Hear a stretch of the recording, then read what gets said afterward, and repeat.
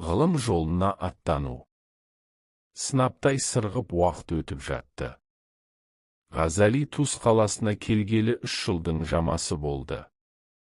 Үнемі анасына қамқорлық танытып, қолы босай қалса жазу сызуға ден қойып, 5 жыл жинаған қолжазбаларын тағлиқат деп аталатын бір қолжазбаға біріктіріп, енді қарақшылар менің бар қолжазбаларымды тонап кетсе де, ешқандай зиян тимейді. Қайғыдан құтқарған жаратқанға шексіз ризамын. Бұл әкемнің өсиеті еді. Әкем тірі болғанда осы күндерді өзі көрсе ғой деп іштей ойлады. Баласы ның қуанышты сөздерін естіп, анасы да көзіне жас алып, қуанып, жаратқанға шексіз шүкіршілік айтты. Балам, маған армансыз күндерді де көрсеттің, жаратқан жар болсын деп. Анасы ұлының алысқа көз тігіп отырғанын байқап, ұлының тағы да ғылым жолына қомданып отырғанын іштей сезді.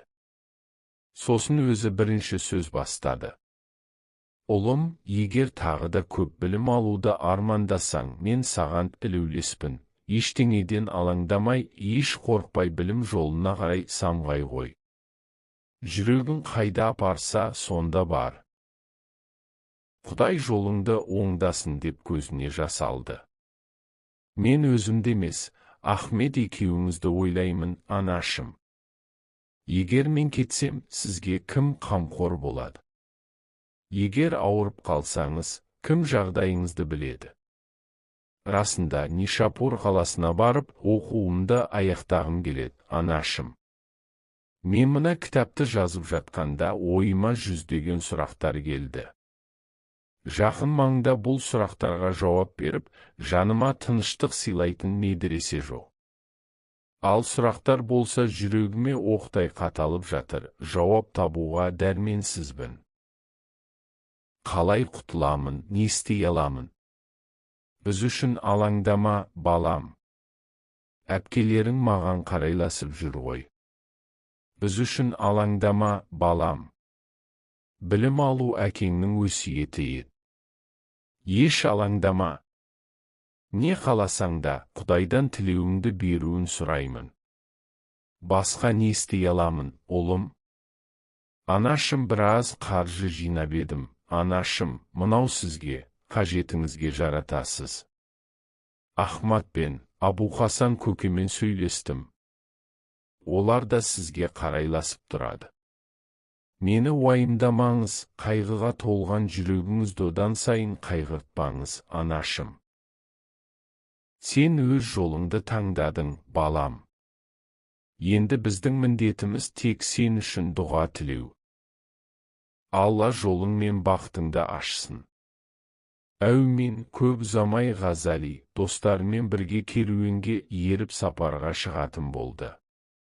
Ертең сапарға аттанат деген түні Сәуда ханым ұйықтай алмады. Мұхаммед болса таң намазынан кейін бауыры Ахматқа медреседе алған білімін үнемі қайталап отыруға кеңес беріп, оны бір күні оны Нишапурға шақыратынын қуана айтты. Таң атып, сапар уақыты жақындап қалды. Мұхаммед жүгін алып, бауыры Ахметпен бірге әкесінің қабіріне барып, олар ұзақ дұға жасады. Содан кейін ол Тустың орталық алаңына келіп, керуенге қосылды. Жолға шыққанда Ғазали еріксіз көзіне жас алды. Көздің жасы жүректі таңқаларлық сезімдерге толтырып, жүрегі одан сайын кеңейіп бара жатқандай сезілді. Ол білімге соншалықты шөлдеген, жүрегі ғылымға деген махаббатқа толы еді. Тіпті егер оның қолын тау-тасқа шынжырлап байласа да, ғылым сапарынан қайтара алмас еді. Бұл жүрегін жаулап алған ғылымға деген ұлы махаббат еді. Ешқандай жағдай оны бұл шешімнен тоқтата алмады. Оның арманы күн сайын күшейіп, ағынды судай тасыды. Нишапур қаласы көздің жауын алатындай көрікті еді, білімге шөлдеген жүректерді баурап алатын. Нишапур медресесін 1040 жылы Селжұқ сұлтаны Ер-Тұғырыл би жаққан. Алыс-жақын жерден ғылым үйренгісі келетін барлық жастағы адамдар осында келіп, ақыл-ойлары мен жүректерін нұрландырып, отандарына оралғанда алған білімдерін өз елдерінің ғылыми орталықтарында халыққа тарататын.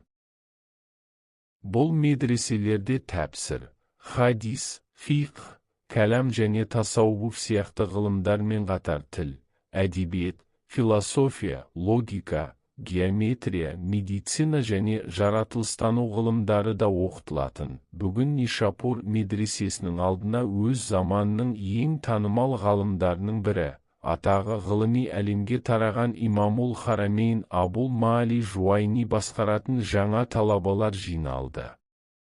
Имам Жуайни талабалар арасында болашақ ғылым жұлдызы барын білмеді. Бүгін Ғазали ғылымның жемісін жеуге асыққан көп талабаның бірі еді.